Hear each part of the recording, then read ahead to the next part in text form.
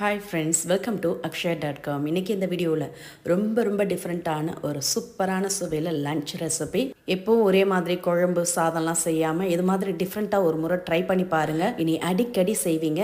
இதை நீங்கள் லன்ச் பாக்ஸ்லேயும் கொடுத்து விடலாம். ஸ்கூல் ஆஃபீஸ்க்கு டிஃபன் பாக்ஸை காலி பண்ணி தான் எடுத்துகிட்டு வருவாங்க. இப்போ இதை செய்யறதுக்கு ஒரு மிக்சிங் பவுலில் தண்ணி எடுத்து வச்சுருக்கேன். அதில் 1/4 டீஸ்பூன் அளவுக்கு மஞ்சத்தூள் சேர்த்து தண்ணியோடு நல்லா கலந்துக்கங்க. கூடவே 1/4 கிலோ அளவுக்கு கத்திரிக்காய், நல்ல பிஞ்சு கத்திரிக்காயை சின்னதாக பார்த்து வாங்கி எடுத்துக்கங்க. அதோட காம்பு பகுதியை கட் பண்ணிவிட்டு இது மாதிரி 4ஆக கீறி எடுத்துக்கங்க. சொத்தை புழு பூச்சிலாம் இல்லாமல் பார்த்து எடுத்துக்கங்க. ஃப்ரெஷ்ஷான கத்திரிக்காய் எடுத்திங்கன்னா நல்லாயிருக்கும்.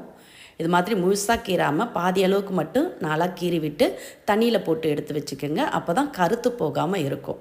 இது அப்படியே இருக்கட்டும் தண்ணியிலே. இப்போ இதோடு சேர்த்து செய்யறதுக்கு மிக்சிங் பவுலில் 1/2 கப் அளவுக்கு பாஸ்மதி ரைஸ் இருந்ததுன்னா சேர்த்துங்க. இல்லாட்டா சாப்பாட்டு அரிசியில் கூட நீங்கள் செய்யலாம். அதில் தேவையான அளவு தண்ணீர் விட்டு ஒரு முறை அலசி தண்ணியை ஒட்ட வடிய விட்டுட்டு திரும்பவும் முழுகிற அளவுக்கு தண்ணீர் ஊற்றி இதை அப்படியே ஒரு 15 to 20 நிமிஷம் ஊற விட்டுடுங்க. நம்ம மசாலா அரைச்சி காயெல்லாம் வதக்கிறதுக்குள்ளே அரிசி ஊறட்டும்.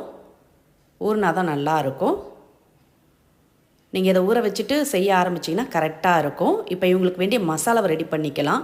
அதுக்கு ஒரு ஃப்ரை பேனில் 1 டீஸ்பூன் கடலைப்பருப்பு, 1 டீஸ்பூன் உளுத்தம்பருப்பு, 1 டீஸ்பூன் மல்லி விதை, 1/2 டீஸ்பூன் எள்ளு, 1/2 டீஸ்பூன் ஜீரகம், கூடவே பட்டை சேர்த்துக்கங்க. சின்ன துண்டு பட்டை, 4 கிராம்பு, ஒரு அன்னாச்சி மூக்கு, 2 ஏலக்காய் சேர்த்து அடுப்பை மிதமான தீயில வச்சு செவர வறுத்துக்கங்க. எல்லாம் பொன்னிறமாக செவந்து வறுபட்டதும் அடுப்பை ஆஃப் பண்ணிவிடுங்க. இது வறுக்க பார்த்தே இது கூட ஒரு 4லேருந்து 5 வரமிளகாய் சேர்த்துக்கங்க. உங்கள் காரத்துக்கு ஏற்ப கூடுதலாகவும் கம்மியாகவும் சேர்த்துக்கலாம். நான் 5 வரமிளகாய் சேர்த்த கரெக்டாக இருந்தது.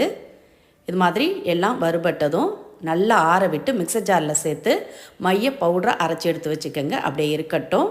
இப்போ இந்த ரெசிபியை செய்யறதுக்கு ப்ரெஷர் குக்கரை சூடு பண்ணியிருக்கேன். அதில் 1 டீஸ்பூன் அளவுக்கு நெய் ஊற்றிக்கங்க.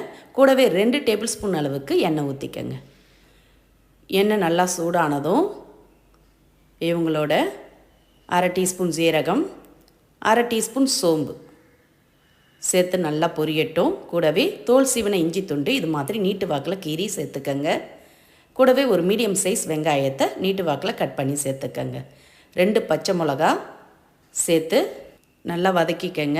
இஞ்சி வெங்காயம் நல்லா வதங்கி கண்ணாடி பதத்துக்கு வரட்டும். இப்போ இதோட 2 மீடியம் சைஸ் பழுத்த தக்காளியை இது மாதிரி நீட்டு வாக்கில் நைஸாக கட் பண்ணி சேர்த்துக்கங்க. கூடவே ஒரு கைப்பிடி அளவுக்கு ஃப்ரெஷ்ஷான புதினா சேர்த்து நல்லா கலந்துக்கங்க. உங்ககிட்ட புதினா இருந்ததுன்னா சேர்த்துங்க, இல்லாட்டி பரவாயில்ல.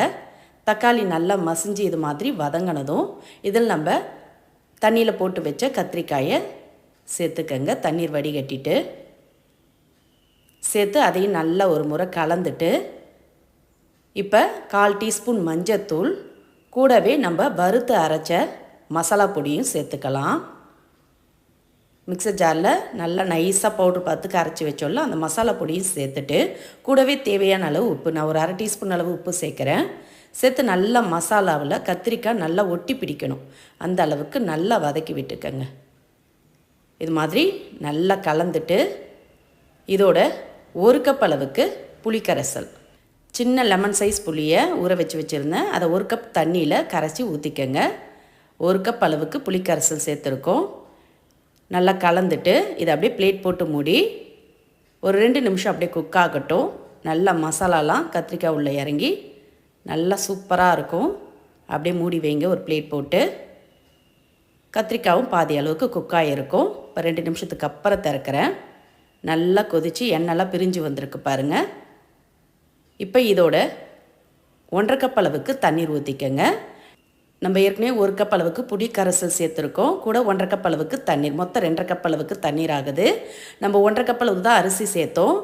3 கப் அளவுக்கு தண்ணீர் வைக்கணும். ஆனால் அரிசியை ஊற வச்சதுனால 2/2 கப் அளவுக்கு தண்ணீர் ஊற்றிக்கங்க.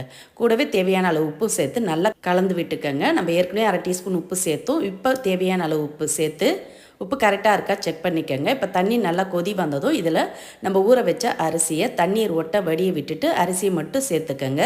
சேர்த்து நல்லா ஒரு முறை கலந்துட்டு ப்ரெஷர் குக்கரை மூடிக்கலாம். மூடி அடுப்பை மீடியம் ஃப்ளேமில் 1 விசிலும் ஹை ஃப்ளேமில் 1 விசிலும் வர விட்டுடுங்க. 2 விசில் வந்தால் போதும். 2 விசில் வந்ததுமே அடுப்பை ஆஃப் பண்ணிவிடுங்க. மீடியம் ஃப்ளேமில் ஒரு விசில், ஹை ஃப்ளேமில் ஒரு விசில். விசில் வரும்போதே தெருவே மணக்கும். அந்த அளவுக்கு நல்ல சூப்பராக அருமையாக இருக்கும். பிரியாணியே தோற்று போகுங்க. கண்டிப்பாக இந்த கத்திரிக்காய் பிரியாணி ரெசிப்பியை ட்ரை பண்ணி பாருங்கள். இப்போ ப்ரெஷர் பூரா கம்ப்ளீட்டாக இறங்கினதும் திறந்துட்டு இதோட பொடியாக கட் பண்ண ஃப்ரெஷ்ஷான கொத்தமல்லி இலைகள் கொஞ்சம் தூவி கலந்துட்டு பரிமாறலாம். நல்ல மணக்க மணக்க சுவையான கத்திரிக்காய் பிரியாணி ரெடி. இது வரைக்கும் இது மாதிரி செஞ்சே இருக்க மாட்டீங்க. இன்றைக்கே ட்ரை பண்ணி பாருங்கள். லன்ச் பாக்ஸில் கொடுத்து விட்டாலும் காலி பண்ணி தான் எடுத்துகிட்டு வருவாங்க. அந்த அளவுக்கு சூப்பராக இருக்கும். இதுக்கு சைடிஷ்லாம் எதுவுமே தேவையில்லைங்க. பெருசாக வெறும் அப்பளமும் ஆனியன் ரைத்தா இருந்தால் போதுங்க. ரொம்ப சூப்பராக அருமையாக டேஸ்ட்டு அடி தூளாக இருக்கும். நீங்களும் இதே மாதிரி இதே அளவுகளோட ட்ரை பண்ணி பாருங்கள். இந்த ரெசிபி பிடிச்சிருந்தா வீடியோக்கு ஒரு லைக் கொடுங்க. மறக்காமல் நம்ம சேனலை சப்ஸ்கிரைப் பண்ணிவிடுங்க. நன்றி, வணக்கம்.